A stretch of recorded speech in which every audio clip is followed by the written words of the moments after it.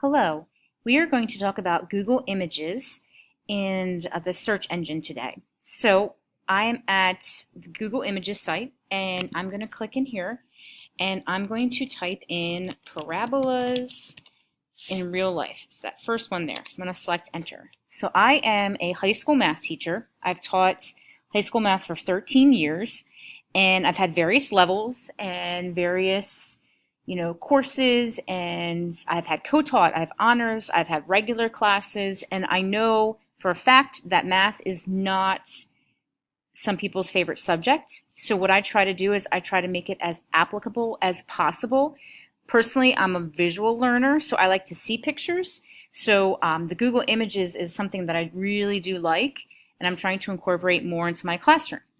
So I selected parabolas in real life because I want my students to understand, well, first of all, that math is around them all the time in daily life.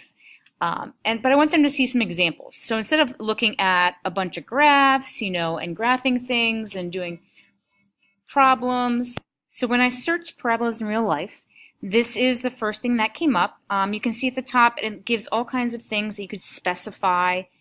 As I scroll down, I can see all kinds of pictures of fountains, roller coasters, the McDonald's sign, all kinds of great images of something that has a parabolic shape, something that no matter what student I have, they could maybe make a connection with something that when they think of a parabola, they can think of one of these shapes and what it looks like.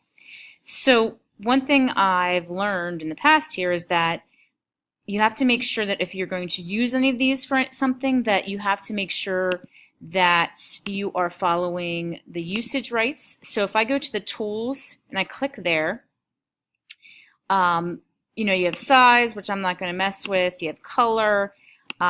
You have usage rights. So what I like to do, because I don't want to break any copyright laws or anything, I click on this, and I usually click labeled for reuse, and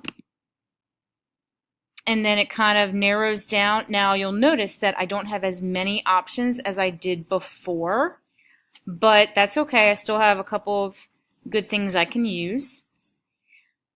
The time, you can custom range that. You can say the past week, past 24 hours. I've noticed if I keep it shorter, usually I don't find anything. So I usually do anytime.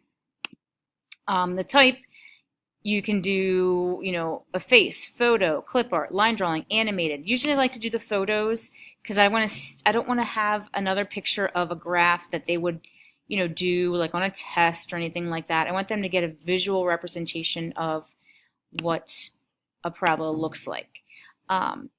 So we have these different options, and again, so I clicked on daily life there, and these popped up, and you can see these great examples of these parabolas.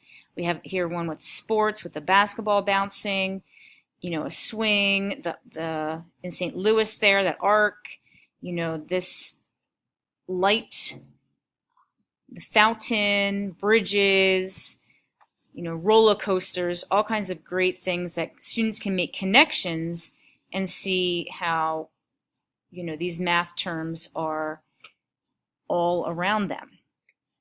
So in Google Images, I was able to, like I said, kind of narrow down my search, especially if I'm going to do a presentation or something on this, and I'm going to share these things and they're not my own pictures. We really need to make sure that we are,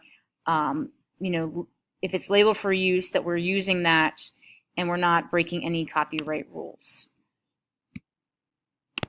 Similar to the Google book search, if we go to settings, and we have a bunch of options here. If I go to advanced settings, similar to what I had in the book search, we can type in exact words. We can do all these words. We can narrow it down by like what we saw before, any size, region. We can only focus, on the United States if we want to. It doesn't matter. We have a bunch of options so that we can narrow things down, so we can filter things out, so we can get it as specific as possible when we do our Google image search.